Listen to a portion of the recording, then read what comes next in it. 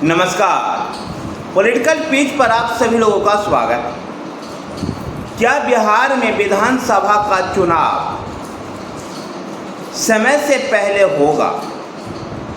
इस बात की आशंका बिहार की राजनीति में व्यक्त की जा रही है। पिछले दिनों जिस प्रकार से राजनीतिक गतिविधियां को देखा गया, उससे ऐसा अनुमान लगाया जा रहा है कि बिहार विधानसभा का चुनाव फरवरी मार्च में हो सकता है। यद्यपि इसको लेकर के क्या सरकार और निर्वाचन आयोग तैयार है या नहीं, इस बात को कहना मुश्किल है।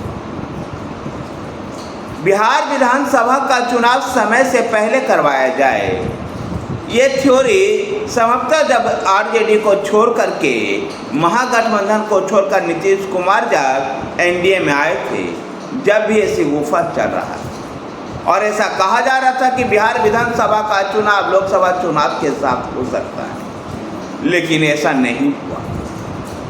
ऐसा माना जाता है कि भारतीय जनता पार्टी नहीं चाहती थी लोकसभा के चुनाव के साथ बिहार विधानसभा का चुनाव। लेकिन अब जब लोकसभा चुनाव संपन्न हो चुका है, तो विधानसभा के चुनाव जनवरी फरवरी में करवाए जाने की जो संभावना है, इसको खारिज नहीं किया जा सकता। जहां जेडीयू इस बात को पहले से इस बात को मन बनाई हुई है कि बिहार विधानसभा का चुनाव इस वर्ष समय से पहले करवाया जाए। देखना दिलचस्प होगा कि बिहार विधानसभा का चुनाव समय से पहले होता है या फिर अक्टूबर नवंबर में ही चुनाव होता है। बिहार विधानसभा चुनाव को लेकर के तमाम राजनीतिक दलों में प्रेशर पॉलिटिक्स भी ज़बरदस्त तरीके से देखी जा रही है। जहां चिराग पासवान दूसरे राज्यों में चुनाव लड़ने से लेकर के कई मुद्दे पर केंद्र सरकार की नीतियों की आलोचना कर चुके हैं, तो इन सबको हाथ में रखने के लिए भारतीय जनता पार्टी ने चाचा पशुपति कुमार पारस को आगे कर दिया। बिहार में तमाम योजनाओं के उद्घाटन भी मुख्यमंत्री नीतीश कुमार कर रहे हैं। इन्हीं सभी बातों से ऐसा प्रतीत होता है कि बिहार में विधानसभा का चुनाव जल्दी हो सकता है। तो नेता प्रतिपक्ष तेजस्वी यादव भी बिहार में यात्रा निकालने को लेकर के रणनीतियां बनाने में लगे हुए हैं। उनकी यात्रा का जो तिथि है 3 बार पोस्टपोन हो चुकी है।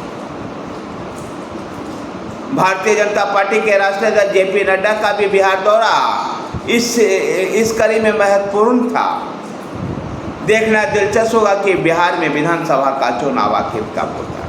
लेकिन जिस तरह की राजनीतिक गतिविधियां चल रही है, कह सकते हैं कि आगामी विधानसभा चुनाव में ज़्यादा से ज़्यादा सीटें हासिल करने को लेकर के दोनों तरफ के गठबंधनों में एक प्रेशर पॉलिटिक्स चल रही है।